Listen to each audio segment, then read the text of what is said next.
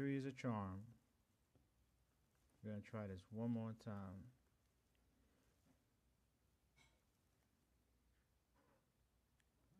Checking on my tablet. See if I get any sound.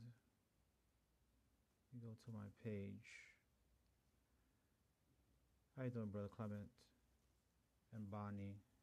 Saludo, Valeska. Alright. Vamos a tratar otra vez. Yo no sé lo que está pasando con el sonido. Ahora.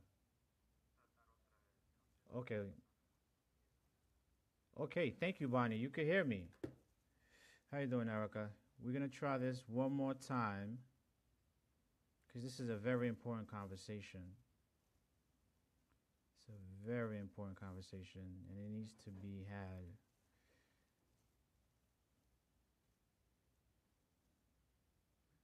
All right, Luciano, you could call me.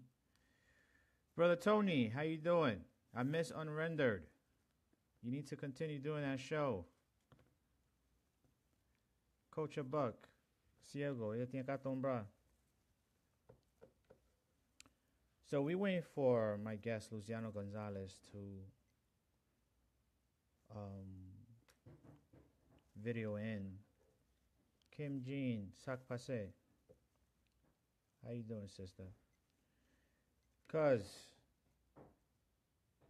Swazo. How's everything in Beantown? Melania, ¿cómo está usted? Saludos. Mabriga, how you doing? All right, so Luciano, if you could dial me. How you doing, Sister Rosa? Welcome. I'm having a conversation today with a historian. He's a blogger.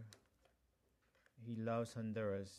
And even though there's a crisis going on right now, he still want to go back because he loves Honduras so much. And I'm looking forward to his perspective on Honduras amidst the political crisis that it's undergoing at the present moment.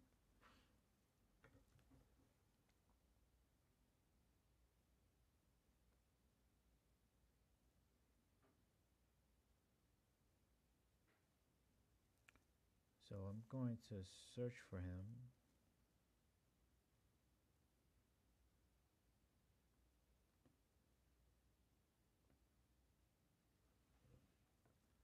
So we could start the call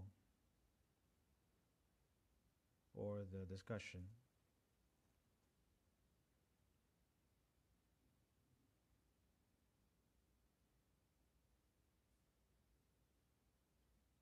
You guys could bear with me for a couple of minutes while I get this working.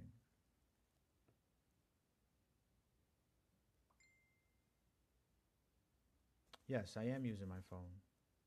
Should I use my desktop? Hello, Elsa. Hey, Erica. Jason McIntosh. How you doing, brother? I think I may have to use my desktop. This may be an issue with my phone.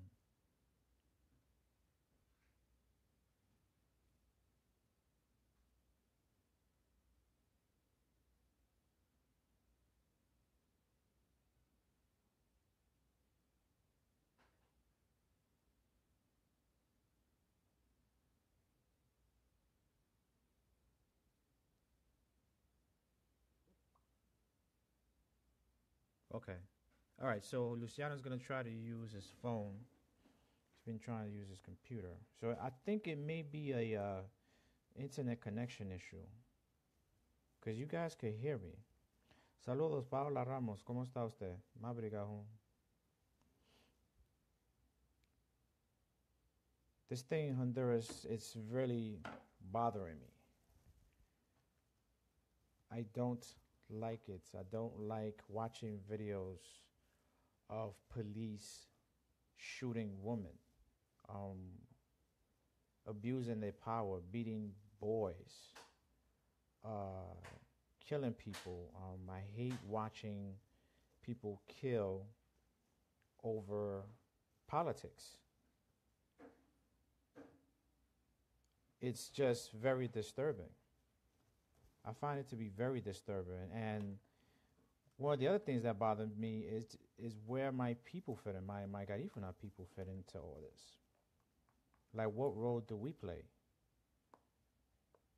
I know we've made major contributions to the country, but I don't feel like we got our compensation for that from a political level, from a socioeconomic level. I mean, we're still in poverty for the most part, like the rest of the country. And it's because of these policies that the country have on indigenous people. I want to talk to Luciano Gonzalez and see how we could evoke change in this country that we love so much. I was born there, but it's like a love and hate relationship. It's like an abusive father or an abusive mother. She uses you when it's convenient, but she doesn't really give you milk when you need it. That's how I feel Honduras has treated Garifuna people. From the massacre, San Juan massacre. I mean, when we got there after the exile, we were persecuted. That's why a lot of us went to Belize.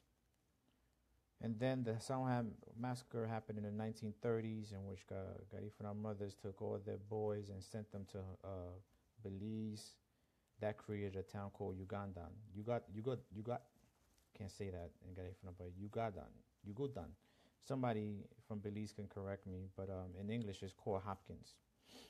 And I met a lady on Facebook whose grandfather was executed in 1930s at that San Juan massacre. A lot of people from Hopkins are related to the people in the San Juan community. They're directly related. I had the pleasure of meeting them in Chicago about 5 years ago. So the link between San Juan and Hopkins is very strong. So I'm trying to analyze this as best as I can in terms of which party favors the Garifuna party to support, the Garifuna people to support as a whole. Would it be the nationalists who massacre us and don't necessarily do anything for us? Or is it the liberales, the ones that sort of help us to a degree. They assist us. I say tolerate us. I haven't seen them do anything of any substantive, tangible. I mean, the electricity happened in the 90s. What have they done for us recently that we should support them? And I see a lot of Garifuna people supporting the Liberal Party.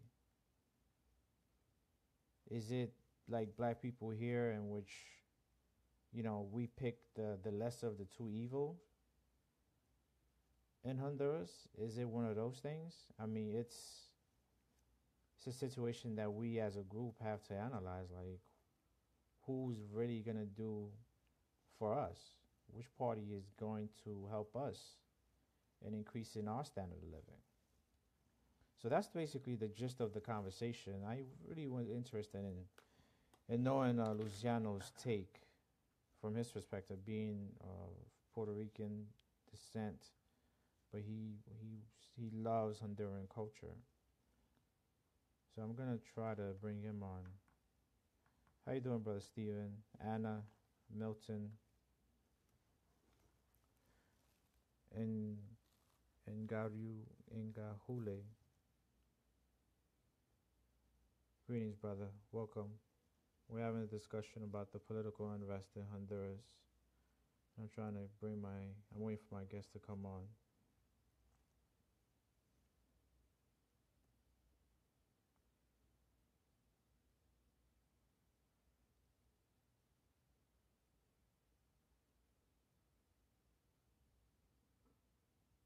so we could start the conversation. But yeah, I over the weekend I seen some very disturbing footages of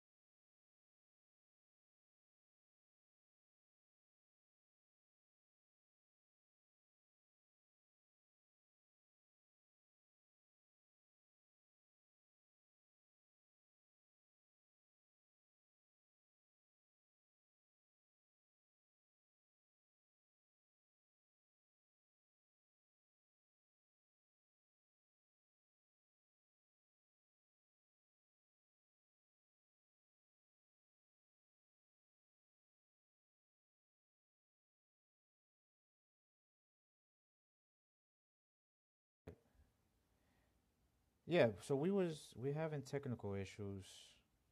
Not sure if it's on. I know you guys can't hear me.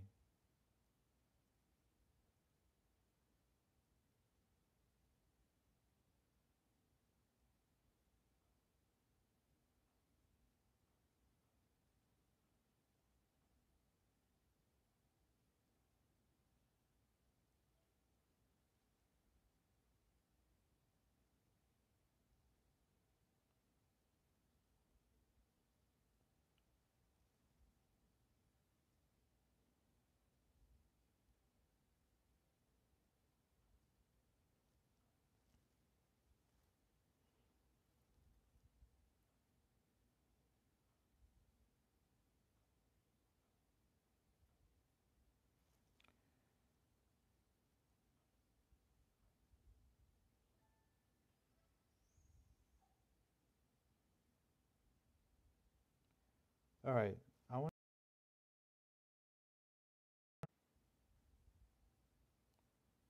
I want to make sure you guys can hear me.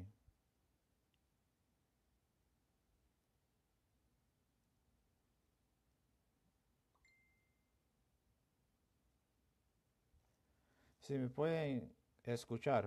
Okay, so you guys can hear me. Rosa, I see that you can hear me. Quiero saber si todo el mundo me puede escuchar. Si me puede dejar un comentario, por favor.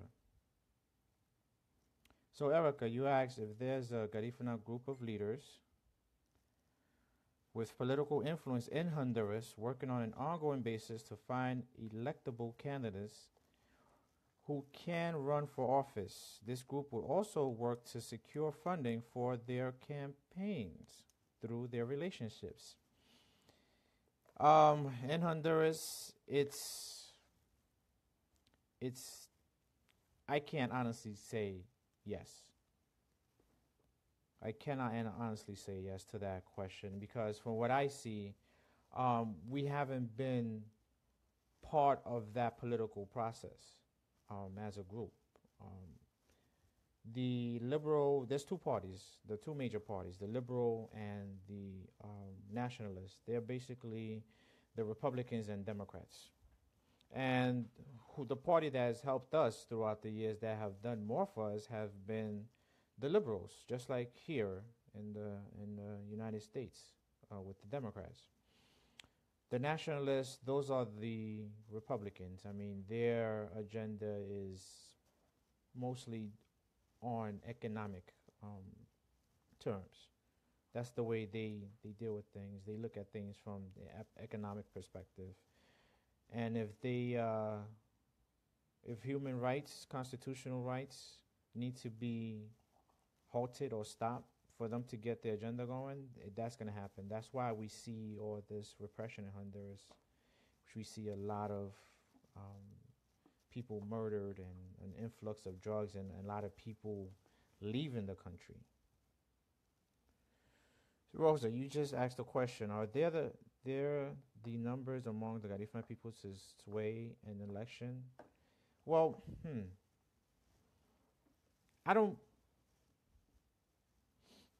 I can't honestly say yes to that either. We're about close to 100,000 in the entire country out of a population of 5 million, or close to 8 million, if I'm correct. Honduras has a population of 8 million. We're in 50 communities, and our population is about 100,000. So not just with Garifuna votes. We will have to get the votes of the other groups, the indigenous groups, and the regular people as well. There's about 7 indigenous groups in addition to us in Honduras. The Pesh, Tolupan, Tanahuanca, Mesquito, and another group, they're the descendants of the Maya that live on the western part of the country. All these groups are facing the same thing we're facing. Repression. I mean, a lot of them have been murdered over their land. A lot of them have been forced to sell their land. And I'm finding out now that the U.S. and the Canadian governments backed all this up in terms of creating the environment for all of this to happen. Back in 2009, when they were the ones that created the coup. So Erica, I should bring you on. Would you want to be on live with me to talk about this? Do we partner with the groups you mentioned so we have a voting block? Yes, we do. With the liberals. That's who the Garifuna people now currently have aligned themselves with, totally.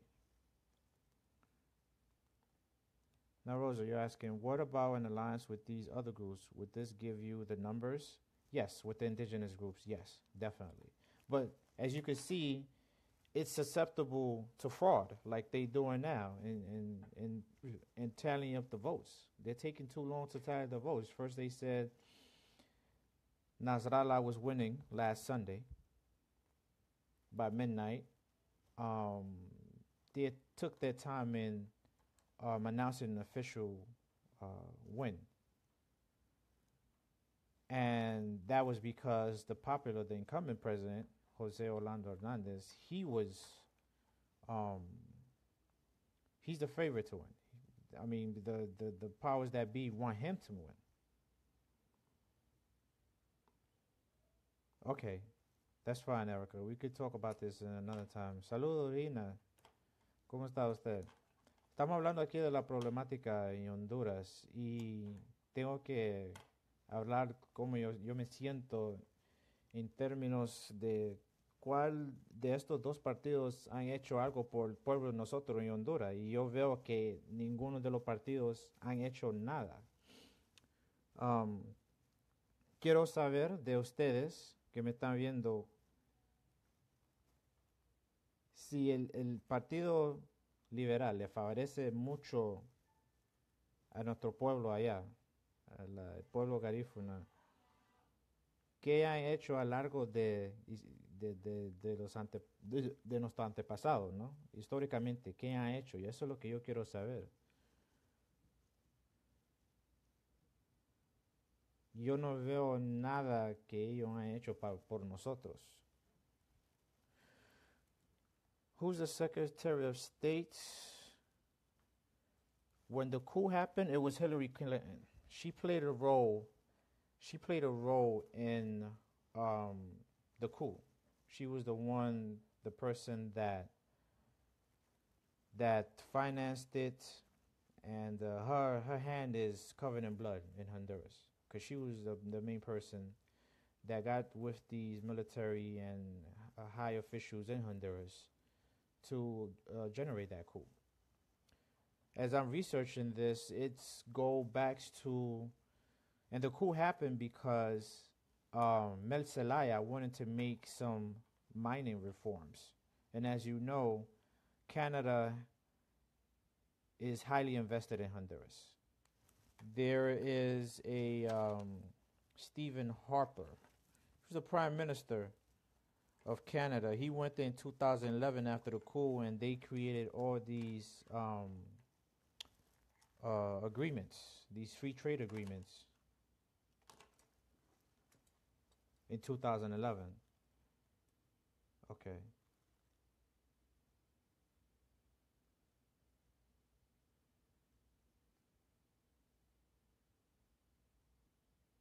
Okay, I'm gonna try. I just got a text from Luciano, and I'm gonna try following his instructions so we could get his perspective on this.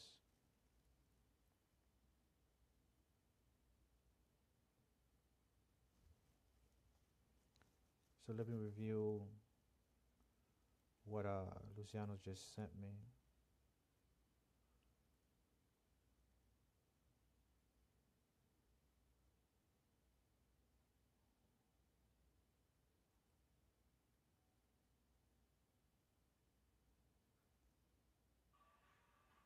Okay, so I'm gonna try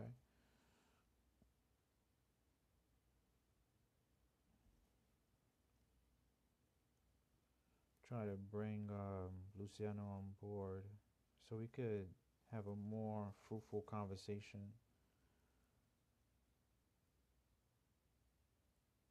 about what's going on in Honduras.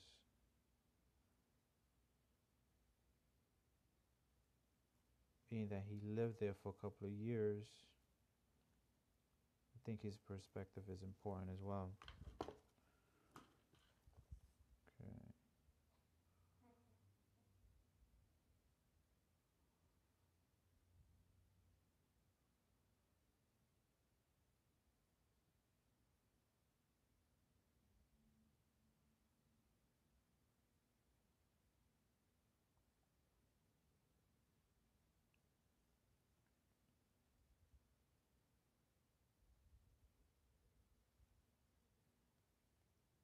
All right, so you guys have to bear with me while I get Luciano on board.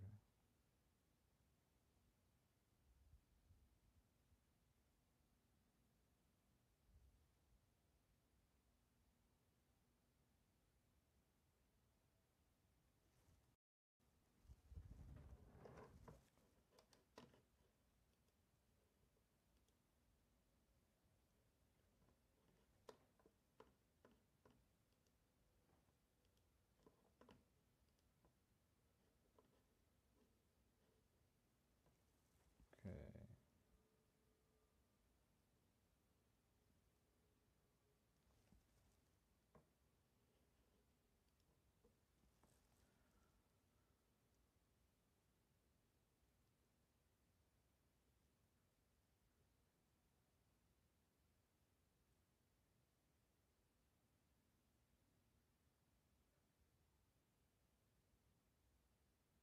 Jimmy Blanco, what's going on, cuz? We're talking about the political unrest in Honduras. And I'm trying to bring in my guests.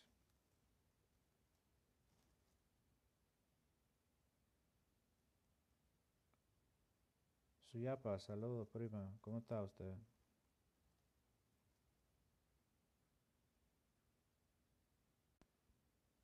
Okay, just try calling Luciano. I'm gonna see if he could call back again. When he does, I'll just accept him again. But my worry is what are we doing as a community to live like human beings? I mean, poverty is not That's not normal. That's not something that you should accept as a way to live. I know the problem is political. It's there's a lot of things that play a role in the the way that we live in these Central American countries. Politics is one. Okay, so I just sent the message. All right.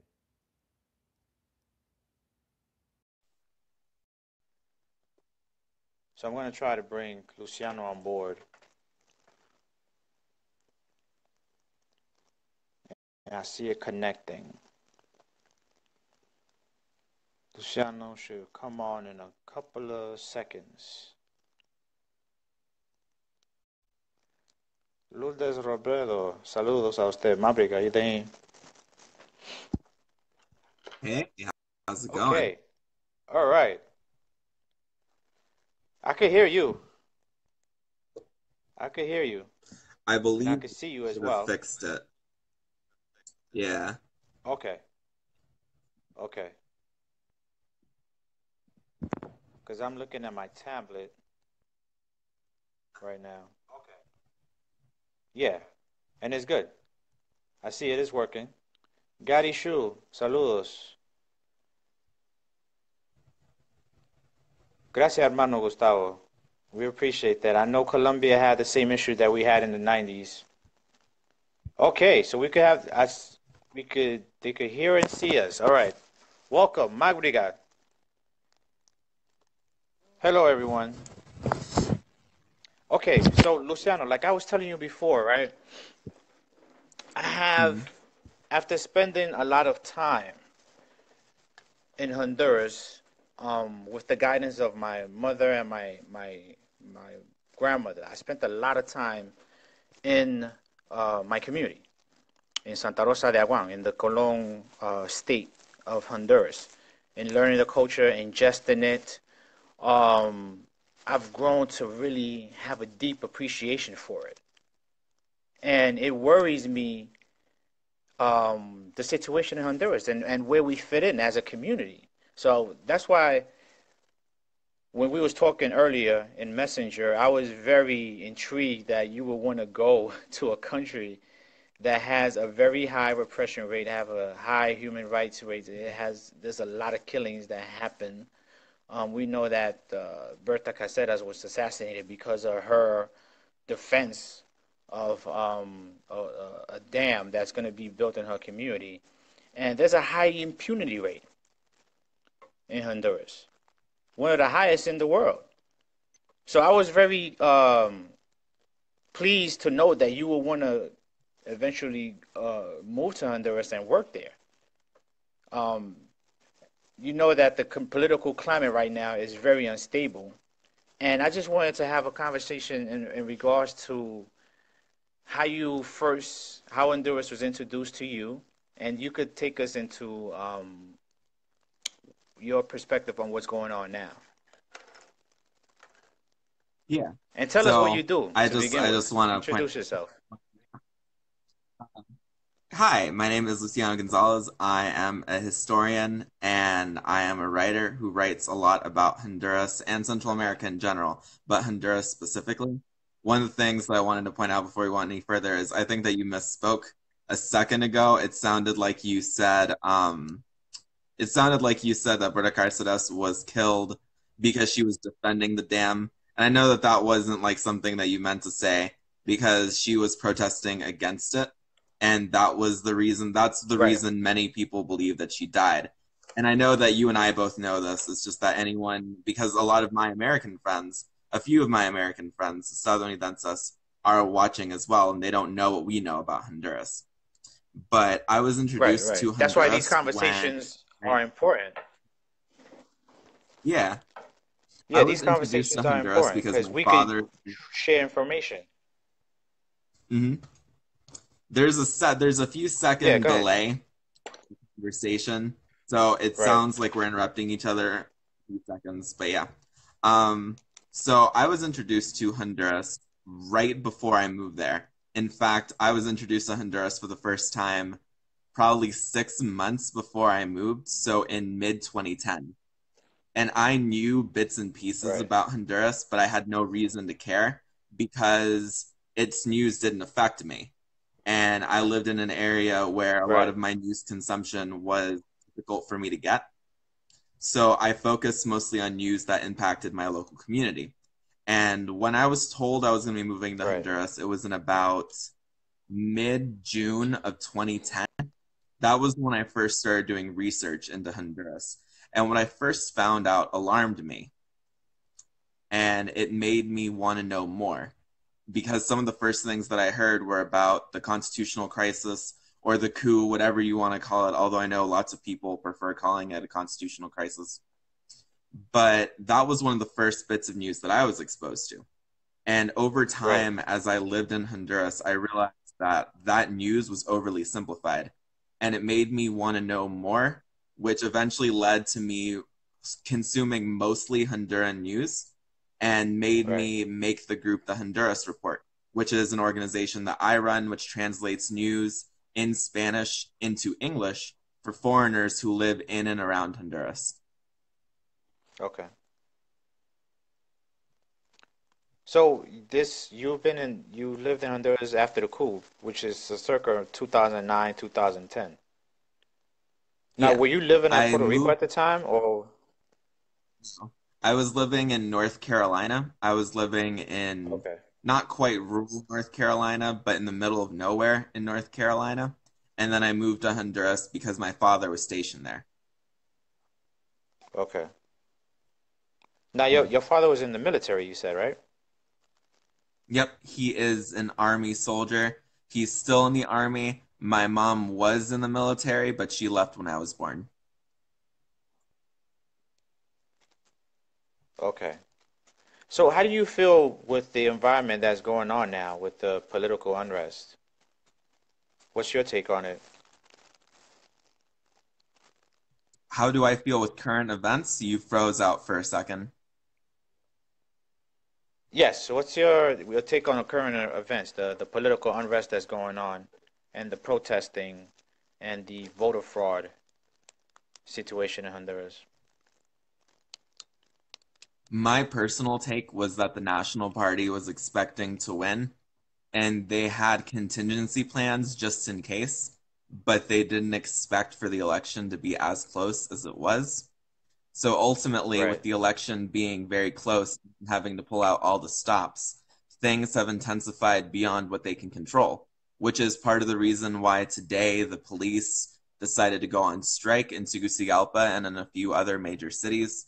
And it's one of the things that you and I, as people who are both from Honduras and who care deeply about Honduras, are watching the situation unfold. It's part of what we're having to react to in real time. Right. And like I tell you, I'm concerned about the Garifuna community over there because historically, none of the two parties have done anything of significance for us.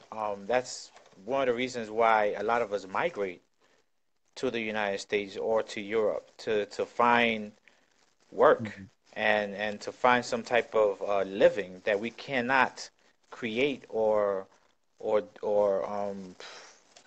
we just can't live in Honduras, not the way that we are right now. There's so much nepotism. I mean, there's a small group of people that have the power in Honduras. So that creates an environment for us to remain in this sort of permanent underclass in Honduras. And this has been going on for years. For years. My grandfather, he migrated to America in the 1950s. I came over here in the early 80s when I was 6 years old. So, but like I was telling you earlier, we used to go for 10 years straight, from 85, 10 plus years, from 85 to 97 to Honduras. And I would spend my summers there for 3 months and learning the culture, the language, eating the food. and I've grown to have like a deep appreciation for our culture. And I've began doing research on the culture back in 1997 after my experience at the Garifuna Bicentennial, the 200th arrival of Garifuna people there. And I'm just trying to figure out where we fit in terms of the party politics, because I don't think neither of the two parties really have done anything significant for us historically, from a historical sense. Like I was telling you earlier, the Nationalist Party, they're the ones responsible for the Bahar massacre, the San Juan massacre, rather, in the 1930s. Tubercio Carillas, he carried that out. And Tomas Martinez was the general who executed 19 Garifuna men. All over politics, I believe they wanted a socialist. They were part of the socialist movement in Honduras. As a matter of fact, I have a grandfather from my father's side who left Honduras in the 60s because they was pushing a socialist movement in Honduras. And he migrated to America. He eventually met a Puerto Rican lady, and they had kids, and they moved to Puerto Rico. They live or have they made their home in Aguadilla, Puerto Rico. So the politics in Honduras for indigenous people like Garifuna, Pech, Tahuanca, Tolupas, Mosquito is of exclusion for the most part. So that's why I'm viewing everything from a very critical lens. And the further I do the research, the more I see the involvement of the United States and Canada in financing the coup and making sure that Mel Zelaya do not change his policies or execute his policies, because the coup happened because of the interests of the Canadians in terms of the mining. There's two companies that influence Mel Zelaya's ouster: Gold Corp Incorporated and Aura Minerals. Now, after this coup happened, we've seen an influx of migration to the United States. Um, there's been a lot of killings with impunity. We just saw Berta Caceres. I mean, there's no justice in Honduras. And you mentioned earlier that you wanted to move back. What part of the country do you make your home in when you was there? When I lived there, I lived in Tegucigalpa, and I absolutely love living in Okay. Tegucigalpa, which surprises a lot of people. And I want to move Right. back partially because of what you said. Because the simple reality is that one of the consequences of negative policies and of the policies of exclusion is that people leave Honduras. Some of the people who leave Honduras are very talented, very intelligent individuals who have a lot to contribute, who don't get a chance to. In fact, one of my friends who's watching Right. is named Nodia, and she is the Honduran Garifuna who left Honduras and she went to the United States to study. And now she Right. is someone who has a lot of influence in the community that we both live in. And that's just Okay. one example of the many people who leave Honduras. One of the problems with brain drain is that it results in all of the best people, all the people who become the most qualified, who become the most educated, who have the most skills leaving the country. And it gets so bad that at some points, even educated people who are educated in the country leave, which is one of the things that you mentioned earlier, and is one of the things that's happening in Honduras. Right. Because we have our share of exceptional people in the Garifuna community, and the other indigenous communities as well. And instead of the government creating an environment for these people, these brilliant people, to stay in the country so they could build the nation, I mean, it's hard to find work in Honduras unless you know somebody of significant power and influence. Like you have to know like the mayor, or diputado that they call it, or congressman, or somebody that has a lot of power to put you in these positions. So that's one of the reasons that the people leave. But I'm just talking about the standpoint of my community that's been excluded for a very significant amount of time. Um, there was an influx of Garifuna women that came into the United States in 2014. I'm talking about 100 women. This is the time where the Maras were big. They were like they were asking for ransom for people to keep their own businesses in San Pedro. They were, just threatening people to kill their children if they don't pay a monthly impuesto tax. Like it's like out of the out of the mob movies that what was going on in Honduras, and this happened after the coup.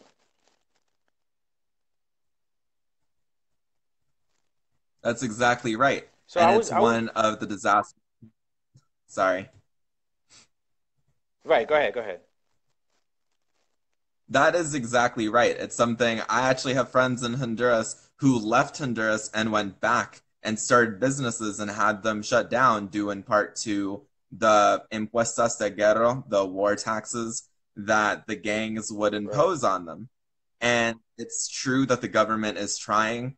In a rare defense of the government, they actually are making an effort, at least in places like Tegucigalpa and San Pedro Sula, to shut down these killing taxes. And it's not working, but at the very least, they're trying.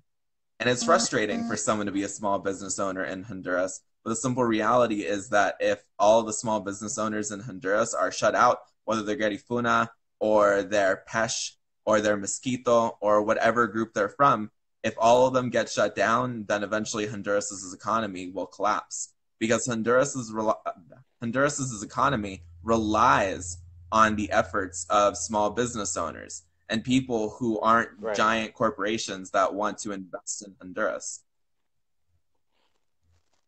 Well, we have a entrepreneurial sector in Honduras, or micro Mm-hmm. business sector. Um, I feel like we're still an agricultural society. I see a lot of land when I visit in Colón. There's like still underdeveloped land over there. I know in Tegucigalpa they have entrepreneurial section there in Tegucigalpa, to my understanding. You could probably give me more information in regards to that. But they're trying to build a technology sector there. I'm not sure if San Pedro has one, but my frustration is trying to understand the way the country is run, in terms of its military having the power to have a coup. Now, the military police and the national and the army are two separate entities in Honduras, if I'm not mistaken, right? Yeah, they are. The national police and the military are not the same, although there is overlap. For instance, there is the military police of public order, which is a controversial, to say the least, institution that Juan Orlando very heavily supports and one that he wants to fund, as well as the Tigres and the Cobras, both of which are special forces units of the police and are also heavily supported by Juan Orlando. But as you and I both know, yeah, and as one of the commentators, a friend of mine, Sharman, just said, all of those institutions, including the PMOP, receive at least some funding from the United States. And that's one of the reasons why there are people who are going to comment that this is a United States funded problem, which is true because the United States does fund Honduras's military. And in turn, they also help make the military capable of perpetuating the current National Party regime, which doesn't do anything for lots of minority communities in Honduras. Okay. See, that's very interesting. That's new knowledge to me because I've never had any interest in really learning how Honduras run until now. I wanted to talk to you in regards to the.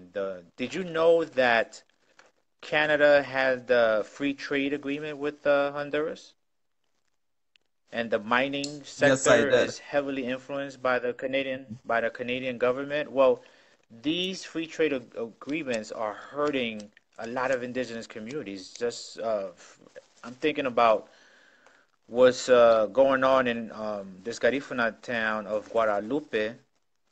Um, I'm not sure if you've been to Colón, but there's about close to I would say 20 plus Garifuna communities in Colón, Mhm. which is the on the Caribbean coast of Honduras. Have you visited there anytime while you was in Honduras? I, I haven't visited there, but I visited Trujillo once, and I visited a small Garifuna community in Roatan.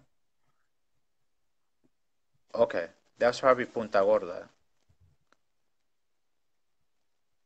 So Guadalupe is close to Trujillo. It's about, I would say, a 15, 20 Mm. minute ride on the bus. Now, that particular community, if you notice the landscape of Trujillo, there's like real hilly. There's a lot of hills. The geography of it is a lot of hills, and within those hills, I remember my uncle telling me that that's where the indigenous people were extracting gold at one time. So I understand now why the Canadian mining companies or Canadians will want that area to reside in, because there's still a lot of unmined gold and other minerals in that area. Now, Guadalupe sits on the Caribbean coast, and behind Guadalupe is a whole bunch of land from my knowledge when I visited it about 7 years ago. Now, the town of Guadalupe, um, they want the people out of there. They've arrested a lot of Garifuna protesters, two to my knowledge, probably three. Um, a couple of names come to mind: Randy Jorgensen and Patrick Forsyth. Do those names sound familiar to you? So I know a lot about Jorgensen because of Jorgensen's influence in Trujillo, where he tried to build his touristy communities for what Canadians call snowbirds, which is the term that they use for Canadians, especially older Canadians who immigrate south in order to have retirement homes in Latin Right. America.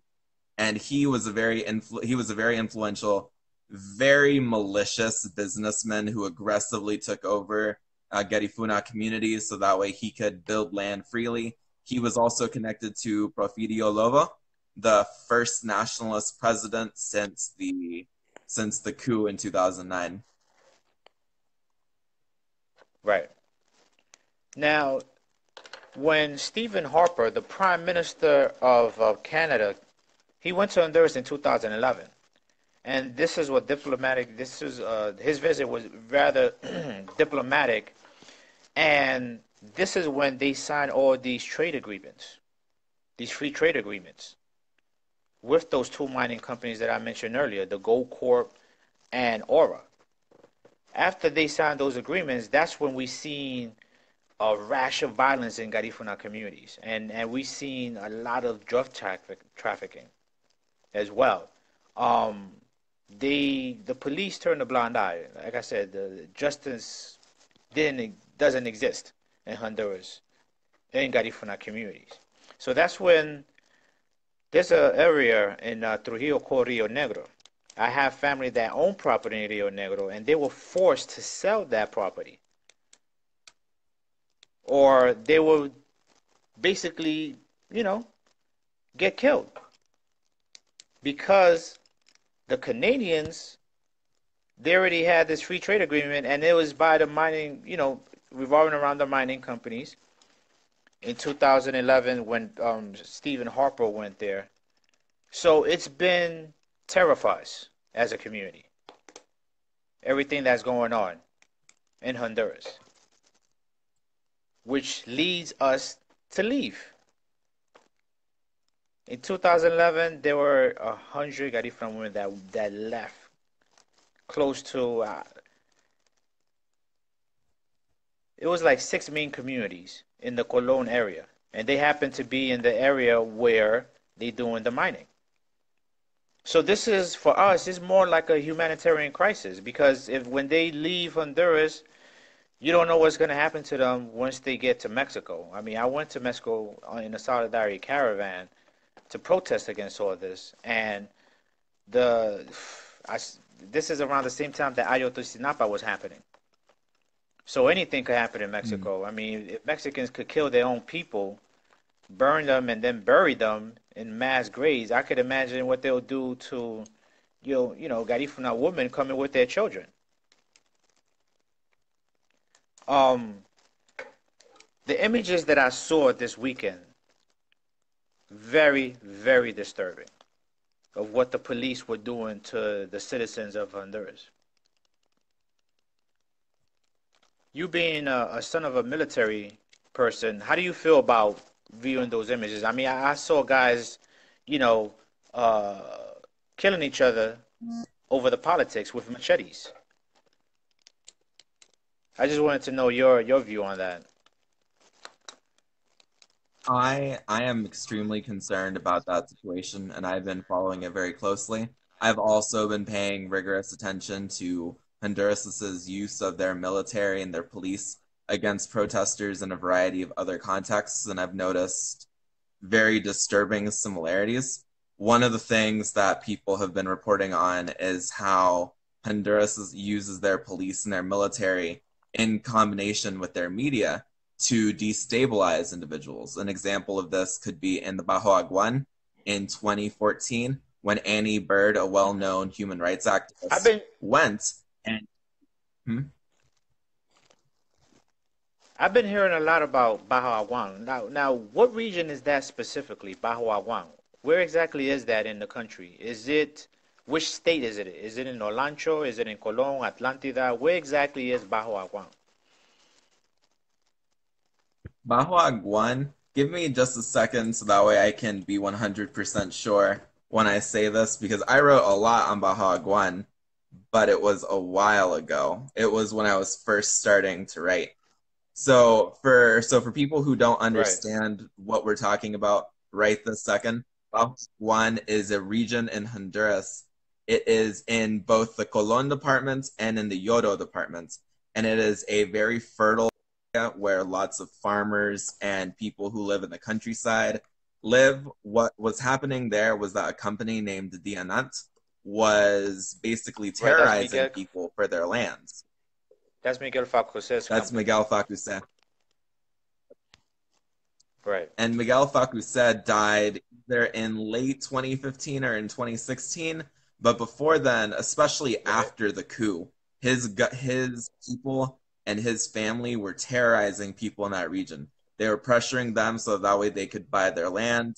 They tortured journalists. They kidnapped people. In more than a few cases, people were literally killed and left for dead to send a right. message. It was a very brutal region, and to this day it's still not known just how many people have died, how many people were tortured, but that's one example of a place where the police worked with either businesses or other sections of the military and law enforcement to terrorize people. And in addition to this, what people should know is that Miguel Facuse is one of the richest people in Honduras. He had relatives who served as presidents, and his family didn't quite control Honduras, but they definitely controlled that region through the use of extreme force and Right. terrorism. See, I'm looking at a map now of Honduras, and Bajo Aguan is close to where I'm from, Santa Rosa de Aguan. I knew there was a relation, but I Mm. didn't know how close of a relation it was to us. It's in the Sabah, Sonaguerra, Tocoa, Bonito Oriental area, Bajo Aguan. And let me inform you of something. Miguel Facuse changed the route of one of the rivers going into my community. He changed the route so he could feed his palmas africanas. This happened back in 2007, I believe, from what I'm told. Mm. So Miguel That Farquhar sounds has about more right. land in the Colon region. Yeah, he has a lot of land in the Colon area. And I don't know if you noticed, but from an agricultural standpoint, when you plant the African palm, the soil it eats up so much resource of the soil you can't use it again for like at least 10 years. My cousin was telling me. So this is hurting us from a agricultural perspective as well, because a lot of Garifuna people they have land in that area, and like you mentioned before, I mean the killings are have been happening, and I've been hearing about them. I didn't know they were that close to my backyard.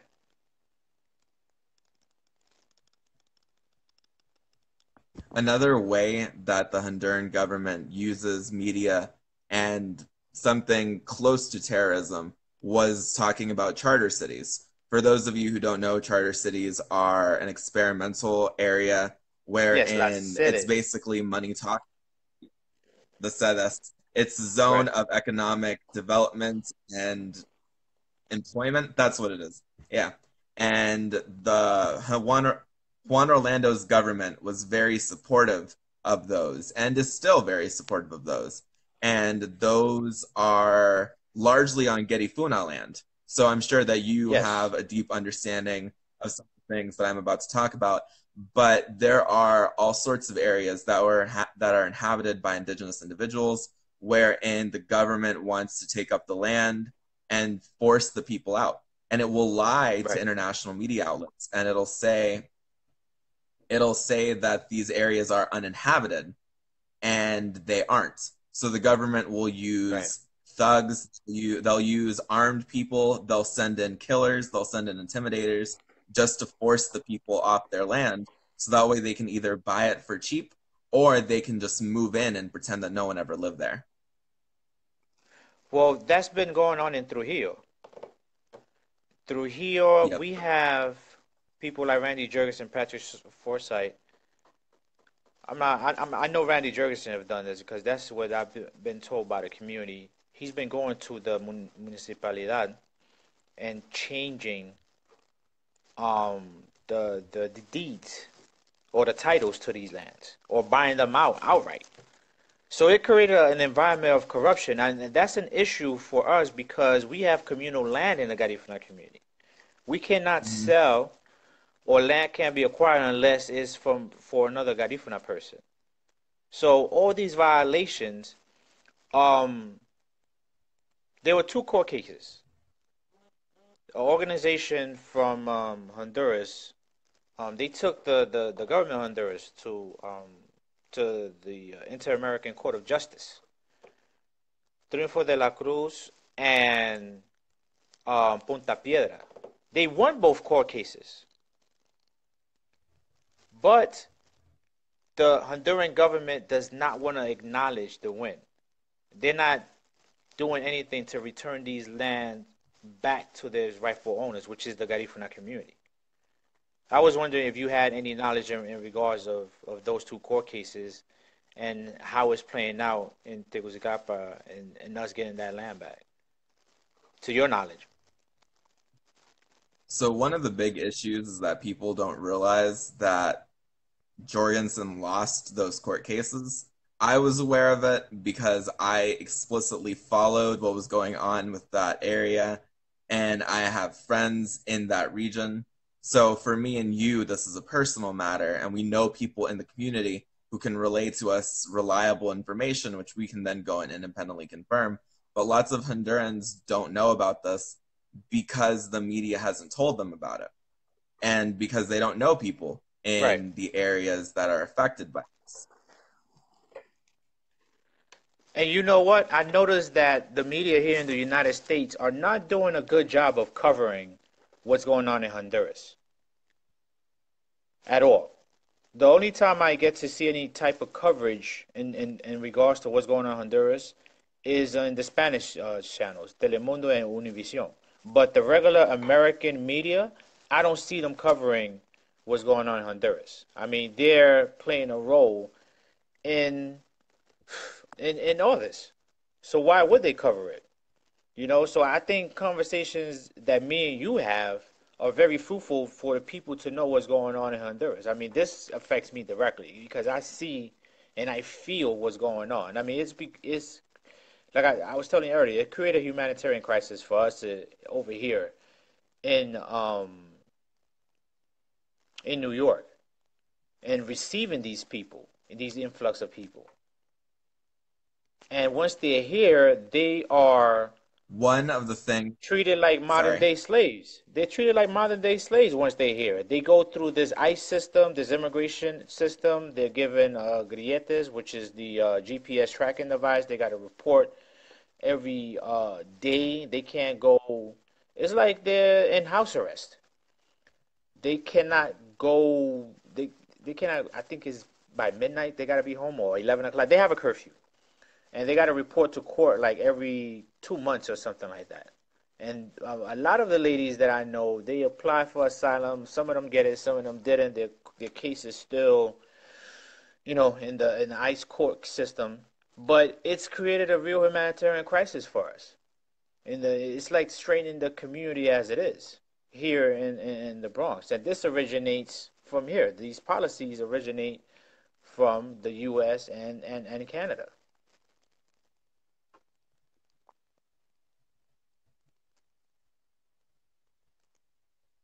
So ultimately, one of the things that I think needs to happen is that not only do individuals like you and I who know about the situation and who are either personally affected by it or care enough about it to write about it, even without being personally affected by it, need to keep on having these conversations. We need to keep on attracting audiences. We need to keep on getting people to listen, even with technical difficulties, even with the technology being Right. fickle and not helping us.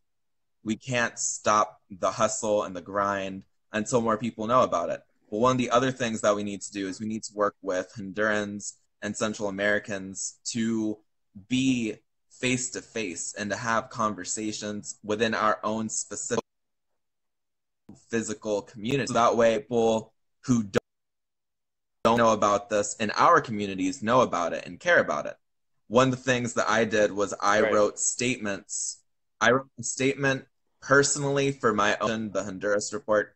And I also wrote a statement about, I helped write a statement for the Democrats in my local community and for the Hispanic Democrats in my state. And who read it would know that we have their back and that we support them and their families as they're going through this issue, but also so that people who aren't Honduran got to read those and got to know more about what's going on.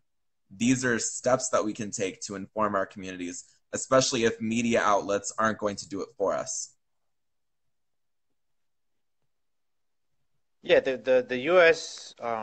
Media outlets have not been covering um, the crisis over in Honduras. I mean, I find myself going to Telesur and Al Jazeera to find out, and I've been following a lot of news outlets in Honduras itself. They have fan pages on Facebook, and I've been following those to get my information in terms of what's going on over there. Now, they did a recount today of the votes. I don't know if you're following what's going on in Honduras, but I believe they did a recount today. And how long do you think they're gonna drag this whole thing in terms of the election and the official announcement of the president? Because let me tell you now, if Nasrallah does not win, we are creating an environment for civil war in Honduras, and that's not gonna be good for anybody. So I think that they're going to drag out the recount for as long as it takes. But there have been numerous developments that have made continuous recounts and continuous drama unproductive. I'm not, that's not the right word, but that's one of the words I Right. can think to describe it as is happening right now. And one of them is that the police are striking. So that means that repression of protesters will lessen. It won't stop, and the idea that the police are stopping out of some sort of goodwill probably isn't entirely true, although there are undoubtedly individual police officers who are striking who are genuinely normal, moral people who want to protect their community and are tired of oppressing them. But there's also the fact that whenever you look at the election anomalies, they're almost always anomalies that will support Nasrallah if an objective recount takes place. There are anomalies like precincts Right. that are strongly in favor of Nasrallah being decided that they need to be monitored and are thus invalid votes that don't count towards the election. And that's just one example of the ways that things have been going weirdly for Nasrallah. Because the simple reality is that Nasrallah almost certainly won this election. And that's a Yes. strange thing to say because I personally didn't think he was going to win, but he did win. And I'm very glad that he did. But it's time that it's time that the National Party accept that he won.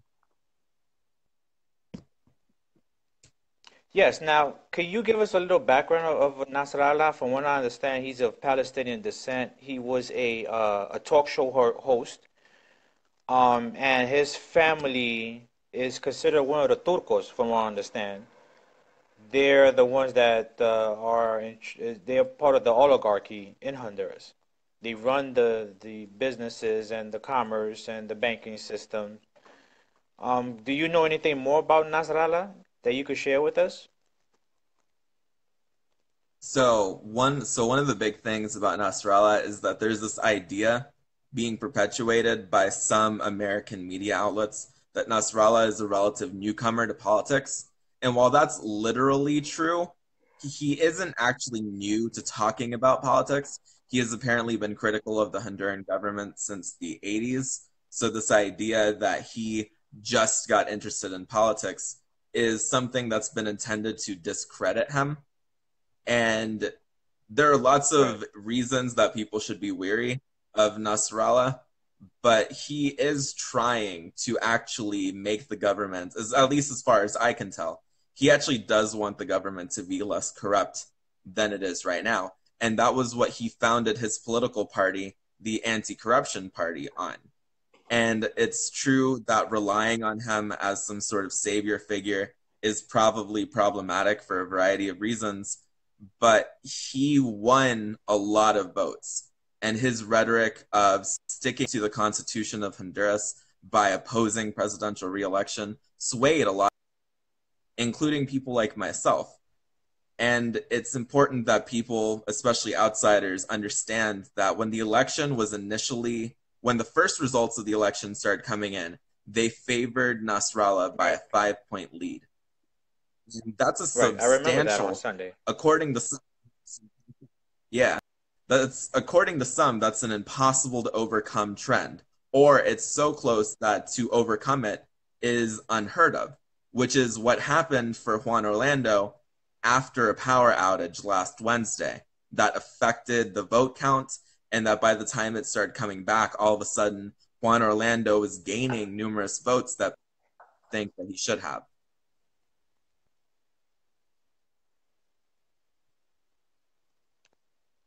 Yeah, I felt like the TSC.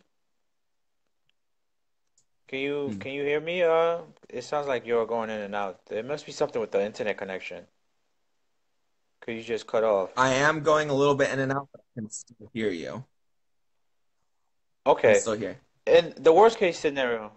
scenario is that Nasrallah does win, right? But then you have to think about the implications of his win. What if he wins and the same thing happens to him? What happened to Celaya in 2009? The military taking him out in his pajamas to Costa Rica, and then the Congress is running the country and they didn't have an illegal election. Do you think there's a chance of that happening? I definitely think that it's possible. I thought it was more possible before today. Today has very Right. strange implications for the future. especially as people start thinking about how the military and the police interact with the civilian population. Because this shows that there are at least some individuals in the police who have a backbone enough to stand up to the government, which is fascinating in and of Right. itself, but also suggests that future events like the constitutional crisis or coup of 2009, while are still definitely possible, are probably going to look different, especially because the moral justification for removing Zelaya was that he was running for re-election. We will no longer Right. have a Honduras where it's a serious justification after the events of this election with Juan Orlando, who opposed Zelaya in 2009, running for re-election. Right. And that election, he eventually won, but it was how big of a margin did Celaya win the election, the previous election rather? I can look it up, but off the top of my head, I know that that was a fairly close, if I remember correctly, that was a somewhat close election. It wasn't a huge margin. So let me just see what it was by. Yeah. So in that one, it was a margin of 3.4%, with Zelaya winning 45.6 and Profidio Lobo, who would win in 2010, um, losing by 3.4%. Zelaya got 45.6, Profidio got 42.2.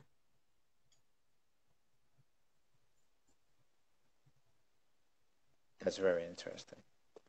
Now, Porfirio, he was a liberal, if I'm not mistaken. He wasn't a nationalist.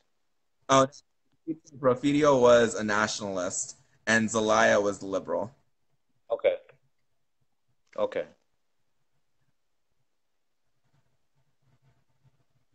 Now there's a comment. I'm reading one a commentary over here by Sherman Jones. Zelaya was thrown out because the upper class got furious over his agreement with Venezuela, saying he was bringing communism to Honduras. Now that was because of a referendum that he um wanted to enact. He wanted the people to vote for a second term in for presidential elections, if I'm not mistaken.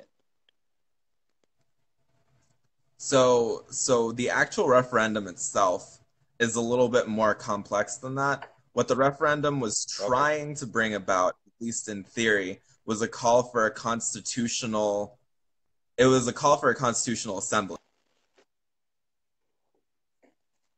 And through it was constitution.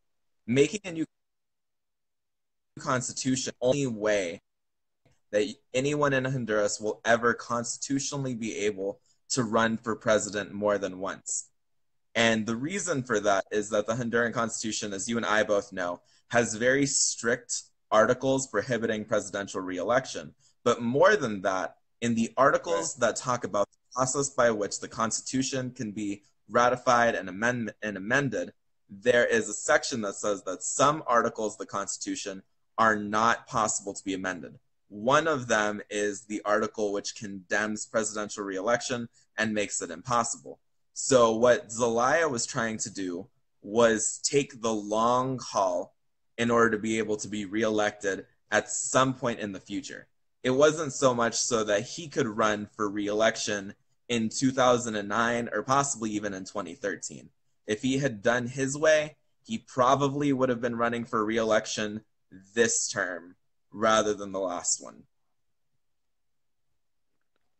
Okay, so Honduran presidents only have one term.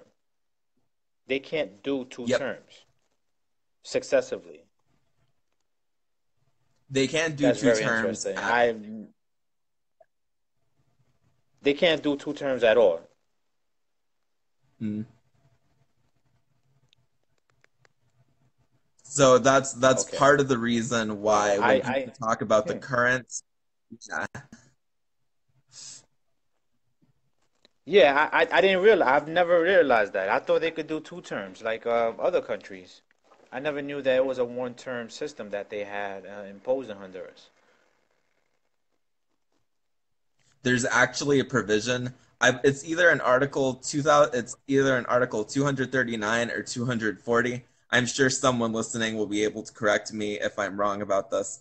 But one of the provisions, which in the article that prohibits presidential reelection, is that even if you suggest or support someone who suggests presidential reelection, you're automatically kicked from office for 10 years.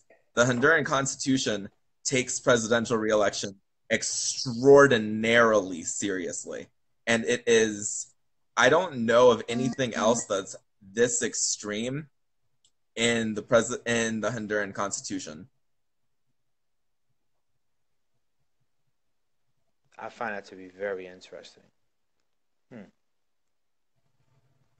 So you mentioned the sedes before, and a lot of them are being built in Garifuna communities, Mm. and it's a situation that evokes eviction, and it evokes us being kicked out of our ancestral territories. Um, what are your thoughts on that?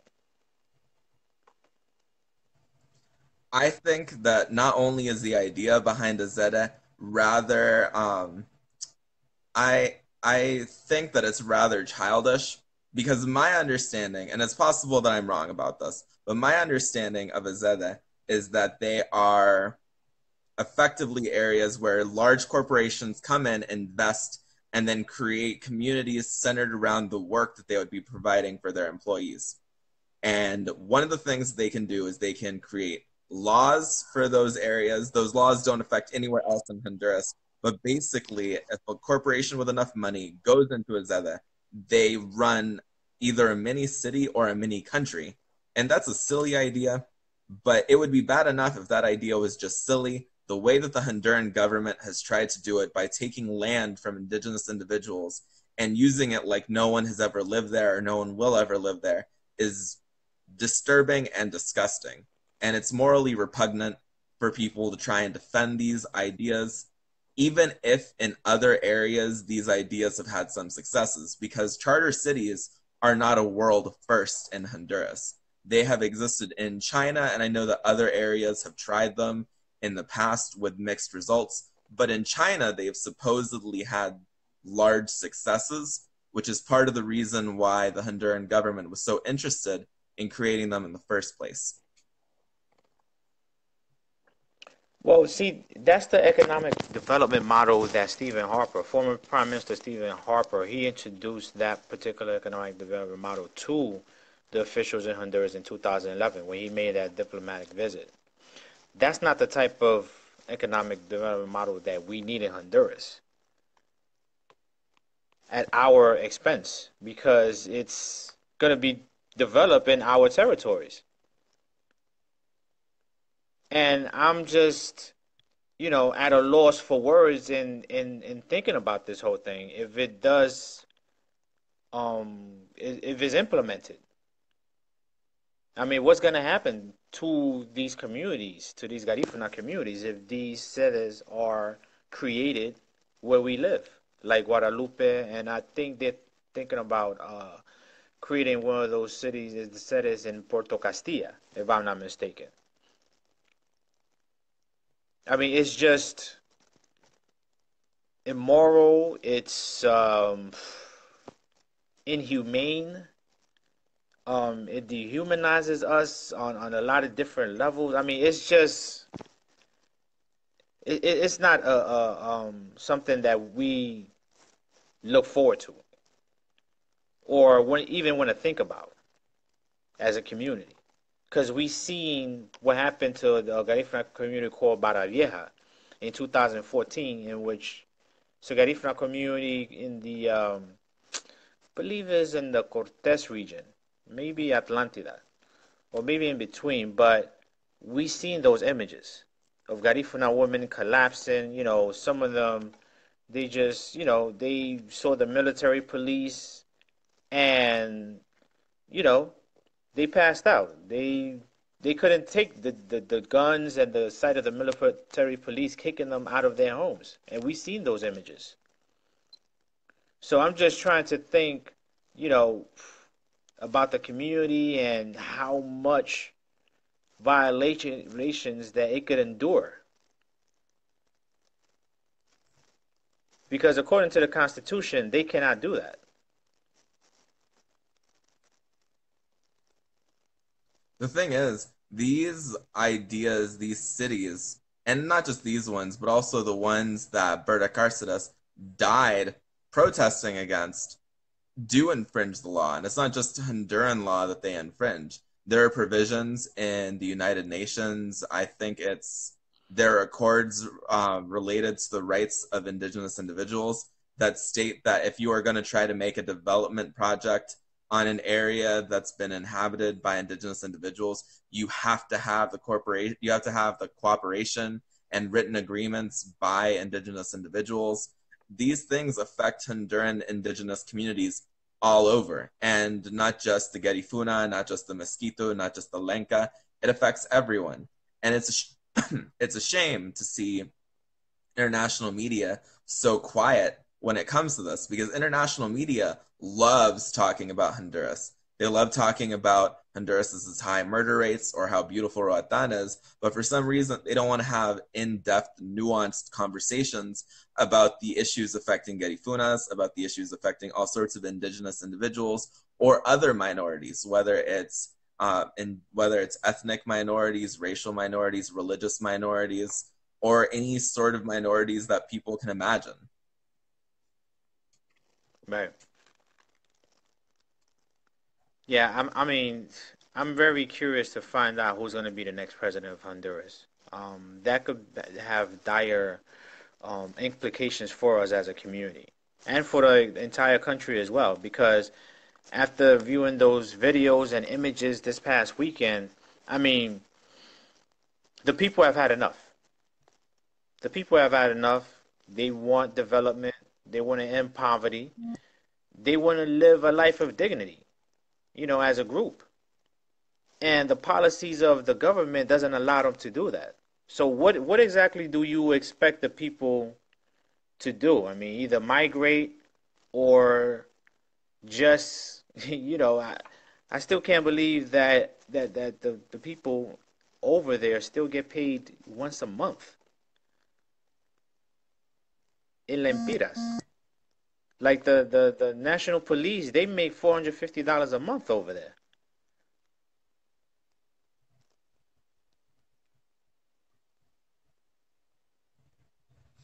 It it is really surprising to hear about the working conditions affecting these groups specifically, and also about the conditions affecting people who more often than not oppress them.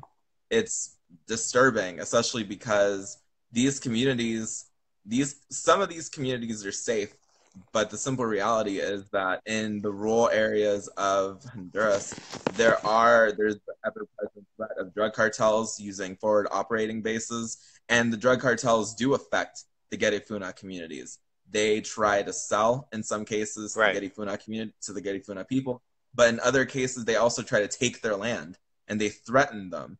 It would be very nice to see Honduran police officers working with the Garifuna communities against drug trafficking and against drug dealing, but that's not something that you often hear about if you pay attention to Garifuna news outlets and if you pay attention to indigenous voices in the area.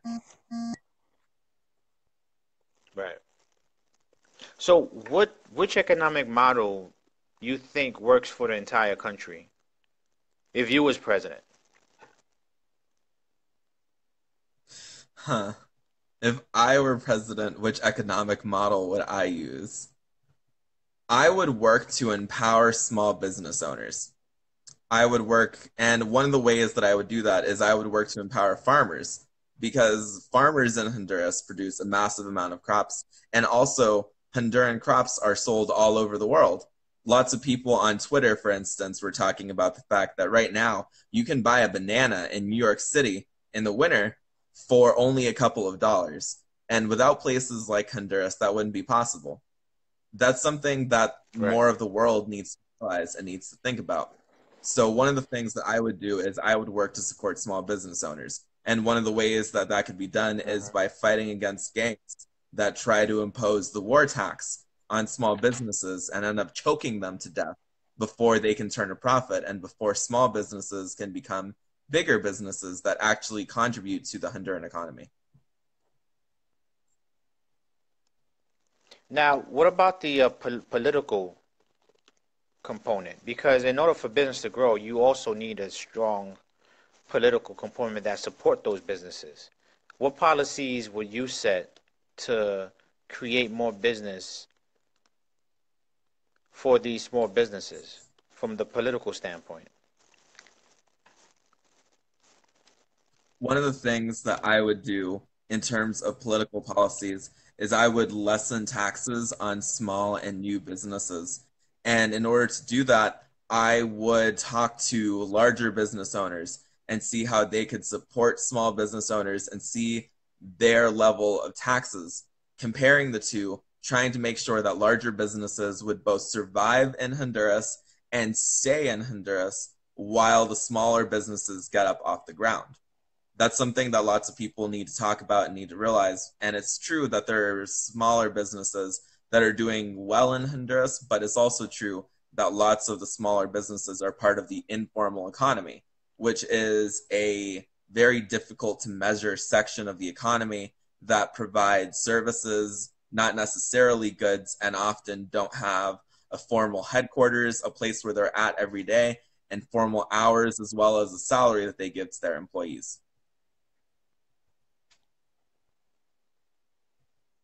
Because I strongly believe in using the natural resources. I always wonder why Honduras didn't develop themselves instead of seeking aid from US and Canada. Is the Western powers that afraid that if Honduras was to develop themselves like Venezuela, that they will have too much power? And at the location where Honduras is now is very strategic because it's between South America and North America. And I know that's one of the reasons that the US and Canada are heavily invested in Honduras because of that, for military reasons as well. Just in case that they may want to take over Venezuela and different parts of South America, like Bolivia, which I think is a socialist country. What are your thoughts on that?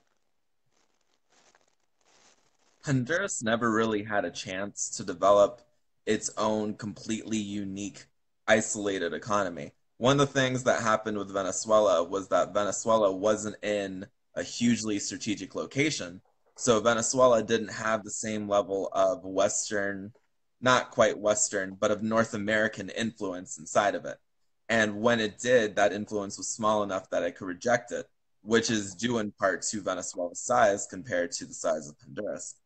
So, in order for Honduras to develop its own completely unique, completely isolated economy, things would need to be different. And it's a real shame Right. that we will probably never get to know how Honduras could have developed if Honduras had been left alone. But ever since the early 1900s, Honduras's economy has been tied to companies like the United Fruit Company, which I believe is now Chiquita, and Right. My grandparents other used to work for large United Fruit. business.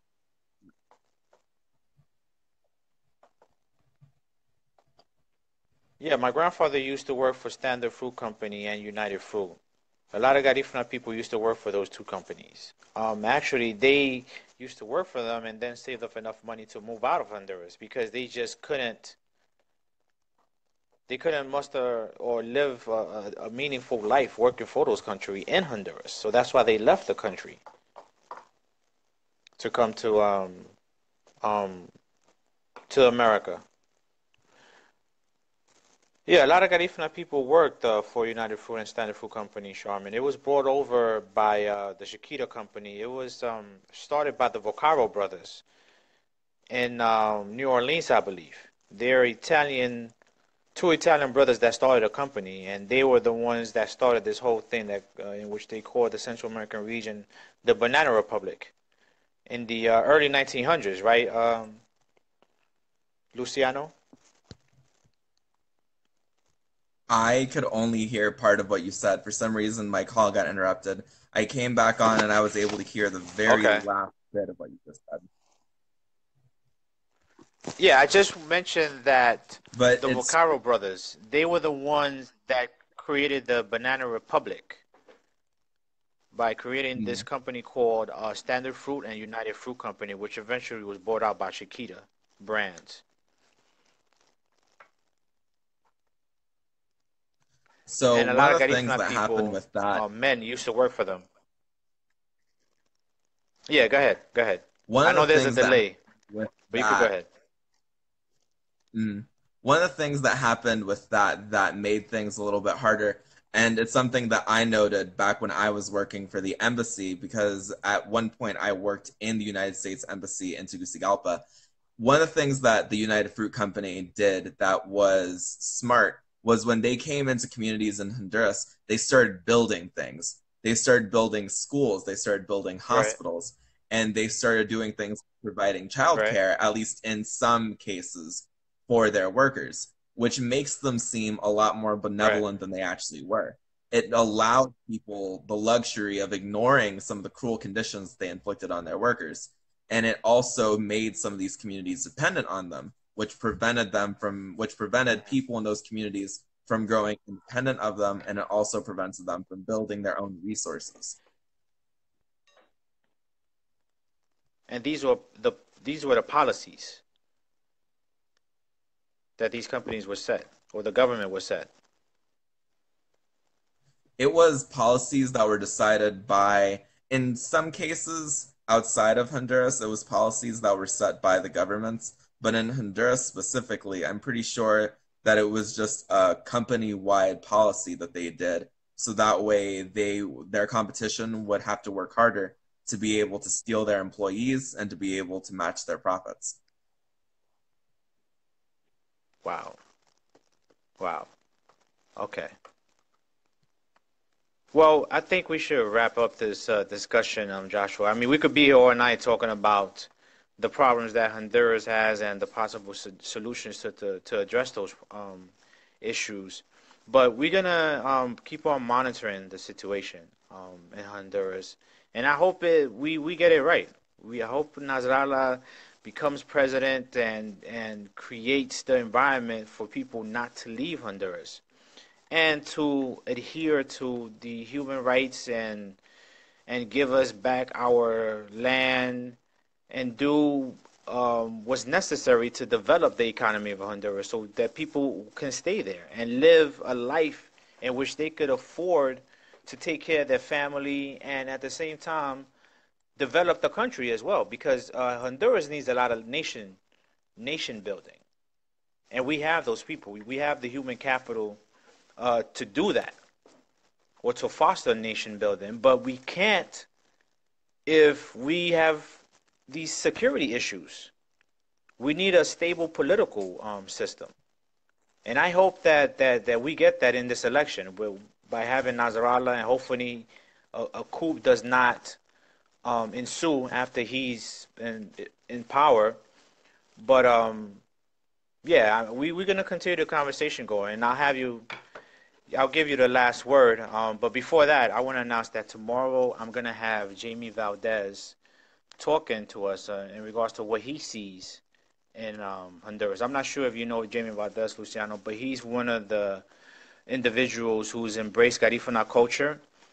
He calls his name is Jamie Valdez, el Indio Garifuna, is what he called himself. And I want to hear his perspective from the artistic side and because he does a lot of presentations, he does a lot of our dances, and I want to see the post that he getting from the people on the ground over there in Honduras. So hopefully you could tune in too, Joshua, tomorrow evening when I have a conversation with him. But I'll give you the last word, brother. You could go ahead.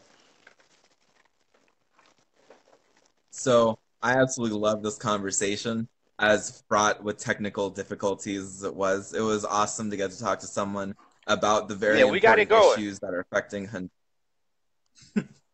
Especially Right. one of the big things that I loved about this conversation is that we were able to talk about marginalized communities within Honduras while not Right. ignoring the greater context of what's going on right this second. One of the things that I wish we could have talked about more is Right. how the things that happened to the Getty people served as a kind of precursor to the current events right now. The repression faced by Getty Funas and other indigenous communities served as a mirror to foreshadow what would happen these last couple of weeks in Honduras. And if more people had realized that, perhaps the governmental institutions that support the people as opposed to supporting the National Party would have been more prepared to take it on. But I do think that what we're seeing right now, I think that what we're seeing right now is going to have a positive end. And I just hope that we're all correct. But I want to thank you for giving me the chance to talk with you and talk with your audience, and for us to be able to share voices, experiences, and thoughts on these relevant topics. Yes, I totally agree. These conversations need to happen more often because there's a lot of commonality, even though you're from a different community. I want to ask you, since you're from Puerto Rico, are you familiar with the Taino community over there? I am aware of them, but I don't know a whole lot about them aside from their religion, which I studied myself. Okay, because the Taino are our cultural cousins in the Caribbean. They're from the matrilineal side, we could through the matrilineal DNA side, we have the same mothers probably practically. So culturally, spiritually, we're connected with that community in the Caribbean, just the same way that we're connected to the Kalinago in Dominica as well. They're still, the history books call them the island Caribs, I believe. The history books label us as the Black Caribs, and that's another conversation altogether. But I want to thank you for your time, Luciano, and hopefully, I love Honduras, and I love the people in Honduras, especially the Garifuna community, because that's my community. But I want something good for Honduras.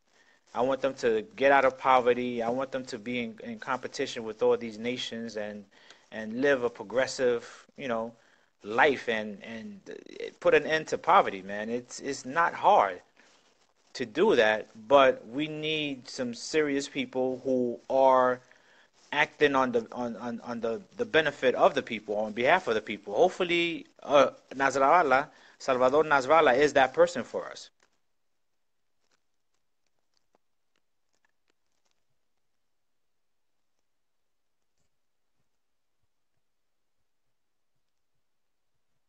You froze in and out. Asked me to say something. Okay, I yeah, apologize. I couldn't it's an hear you. internet connection. It has to be internet connection. Yeah. But But yeah, I we're hope gonna that you continue have a this great night, conversation, and thank you for. Luciano. You too, Huh? I couldn't hear you. and we'll be talking soon. Oh, okay. I said you, so you have a great night as well.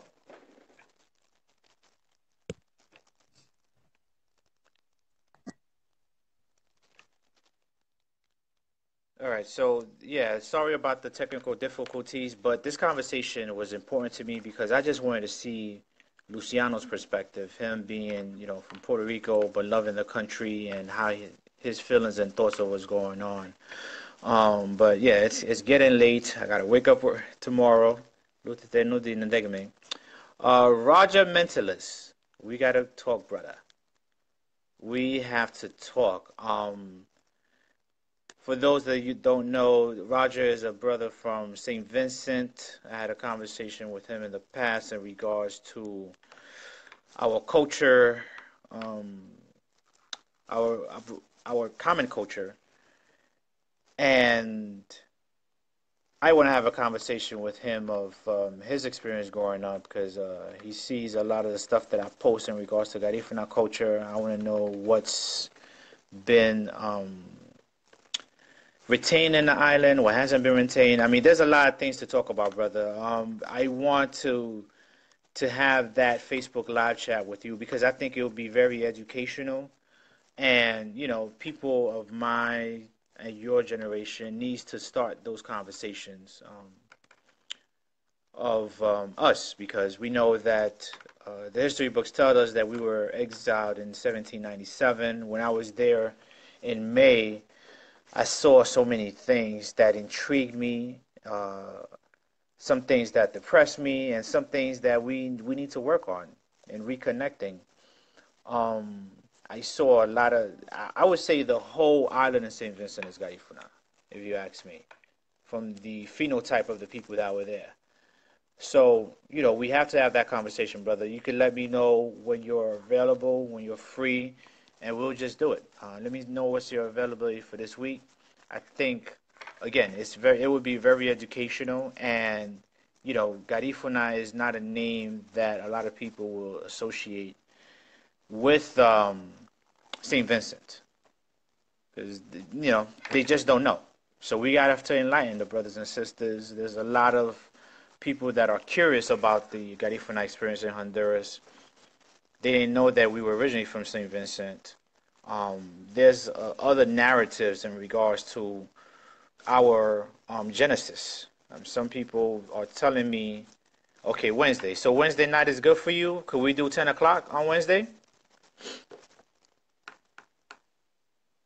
Just let me know if 10 o'clock works for you, and I'll just broadcast it, and we'll have that discussion. I think it will be very fruitful for all audience, because I've, go in and out of different communities, and I talk to people from the African diaspora about us, and they're intrigued about us and our language and our culture and how we've retained it.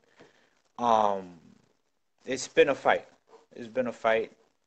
And okay, cool. We'll talk on Wednesday at 10 with Roger. He's a promoter here in New York. He's a cultural advocate, a Vincentian cultural advocate, and he identifies himself with the Garifuna experience and being Garifuna. And I know he wants to know more. I mean, it's like going to St. Vincent was like a real experience for me.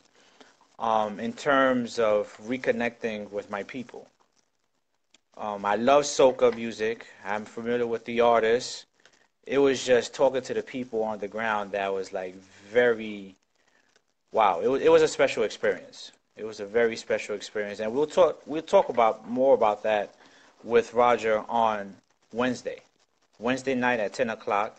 Tomorrow I'm gonna have El Indio Garifuna. That's going to be I look forward to that conversation.